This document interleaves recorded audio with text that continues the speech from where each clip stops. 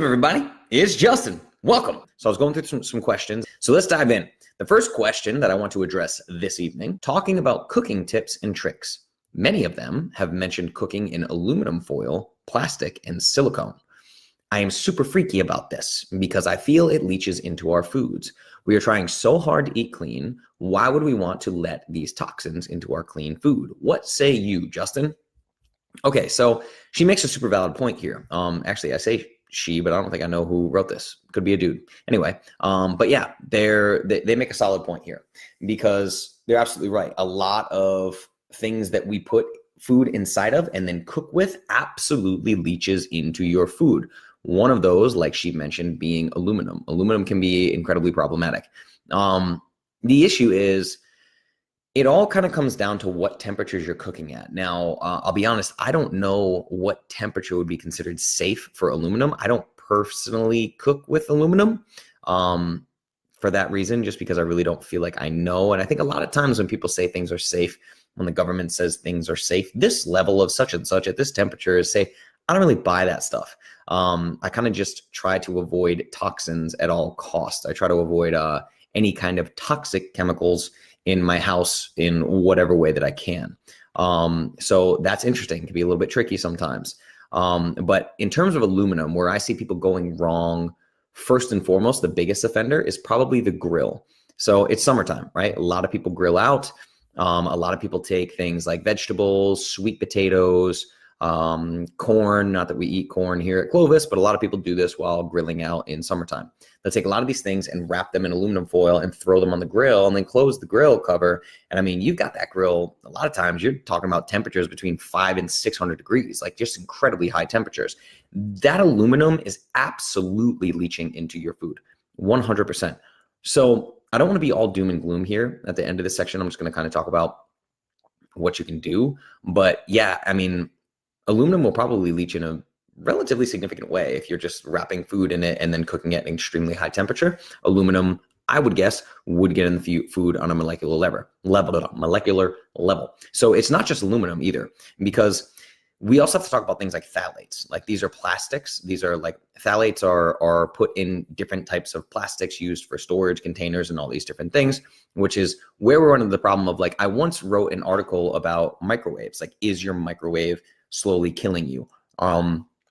I forget, I think the name of the title of the article was actually your microwave is slowly killing you or not, or something like that.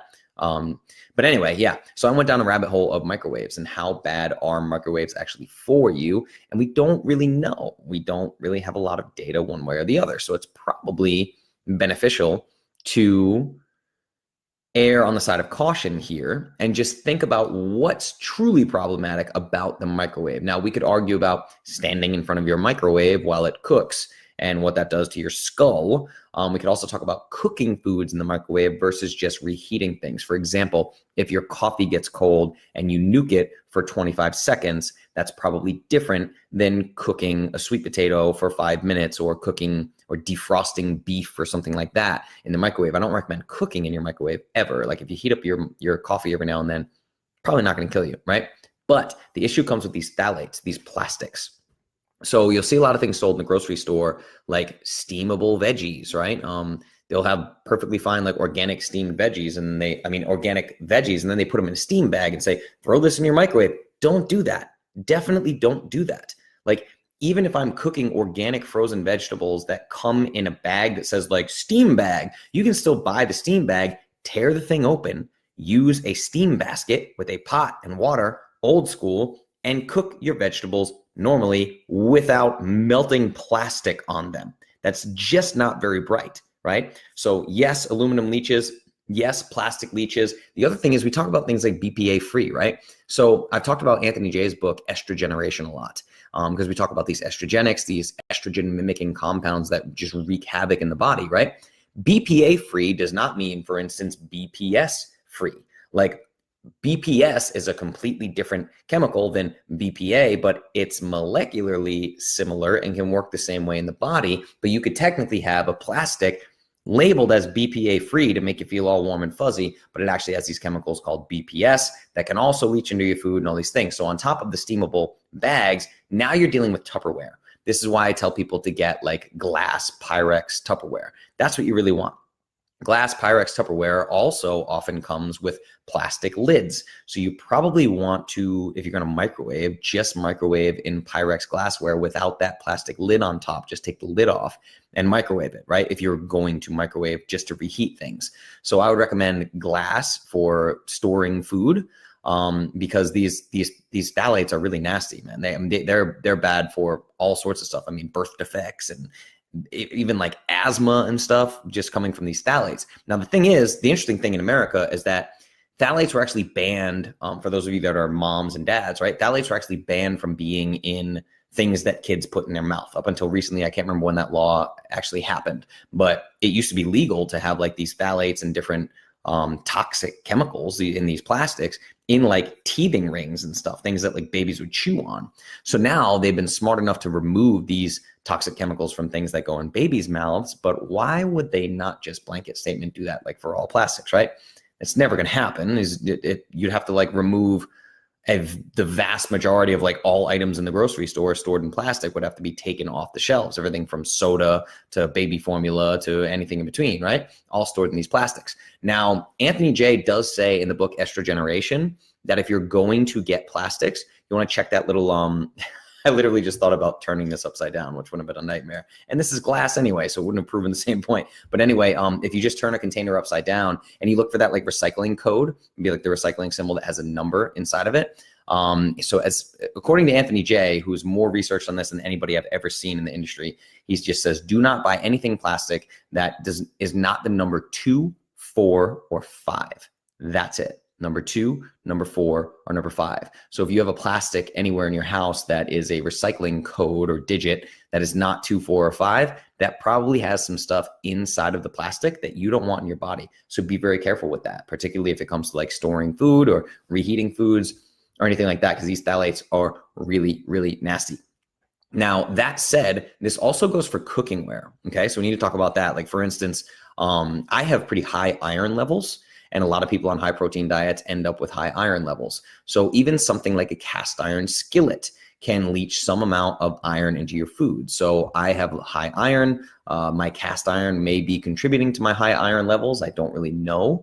I haven't really done the proper experimentation or elimination reintroduction to know if my pan is having a significant impact on my iron levels. But I still think cast iron is far safer than like these non-stick pans. So a lot of people will use these non-stick pans, and then a lot of people in the US are using non-stick pans, heating them up way too high, and then still spraying like spray can canola oil on them, which is like, this is like a cancer combo that you don't want to mess with, right? Now, the other option here, and probably the best option, is Extrema, which is Xtrema.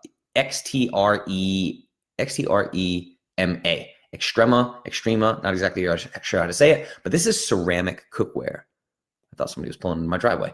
This is ceramic cookware. Now, this is probably the safest.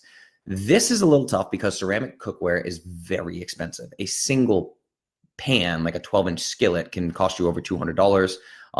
It's quite fragile. You need to heat it up very slowly. You don't really want to just throw it on a super high heat burner on your stove or something like that. If you go from high heat to low heat, like if you just cooked with it and you make the mistake of pouring cold water over it, you can crack it. So it's quite fragile, but it's super safe. I would say the safest cookware I can recommend is Extrema's ceramic cookware. Extrema, I don't know how to say it, everybody. Sorry. Probably Extrema, maybe. Extrema cookware, the ceramic cookware. I've talked about getting him on my podcast. I do have a partnership set up with him.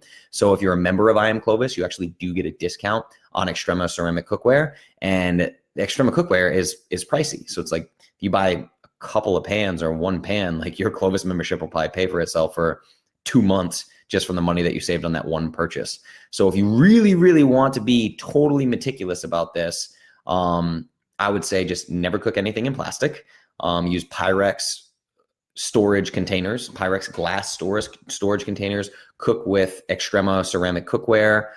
Do not cook in anything plastic. Do not cook in anything in aluminum foil. These things will leach into your food. But ladies and gentlemen, at the end of the day, if you are eating Clovis, right, you are lowering your risk for just about everything all-cause mortality. not a doctor. Don't play one on the internet. That's not medical advice. But really, let's think about it, right?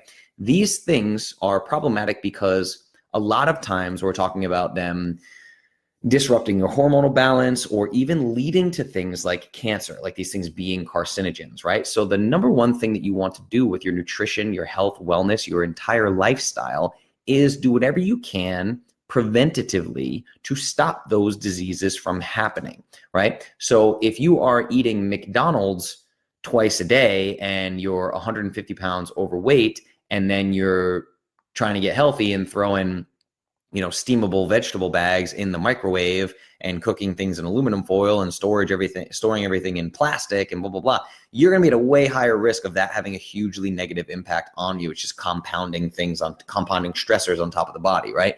I don't worry that much. Like if I'm at a restaurant one day and I eat something that was cooked in aluminum foil or something like that, and day to day, you don't want to do these things, do these habits every day. Why do them every day when they're pretty easy to avoid? Like I don't use anything like that.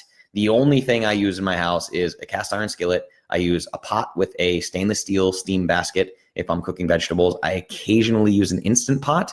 And then I use, my electric tea kettle when I'm brewing coffee, and I brew my coffee in a glass French press. So it's like, this is really a non-issue for me. But I do buy vegetables. If I buy vegetables, I'm going to tear them open and cook them in a steam basket. Long story short, everybody, yeah, this person who wrote in with this question is totally right. You don't want to eat these things. I didn't call Everything in Your House is Killing You. And when I did the Everything in Your House is Killing You, I launched an approved products ebook, and a lot of information is coming out all the time of even these products that claim that they're non-toxic or safe, toxic, chemical free, whatever. Sometimes these companies are getting busted just being like full of crap, right? So I do have some work being done right now to update the approved products ebook. So if you want the approved products ebook here, I'm gonna grab a link for it. The way that I do all of my ebooks is, as you guys know, if you bought the Perfect Paleo Cookbook, the Perfect Paleo Cookbook was updated like 6 times after I created it. But anytime I update a cookbook that you've already purchased, not a cookbook, I'm sorry, anytime I update an ebook that you've already purchased, you get an automatic email update, and it just pushes out the new version to you. So just put that link there. That is for the approved products ebook. Grab the approved products ebook. It's a great place to start. Probably not perfect, probably needs to be updated. So I'd like you to, if you grab that approved products book, just know that when this, probably within the next 2 weeks, when that approved products book is updated and launched, you're just going to get the automatic update. So you pay once, and then anytime it's updated in the future, you have it forever. That's the beauty of digital, right? Not doing a print book is I can literally update this thing in real time as I change it.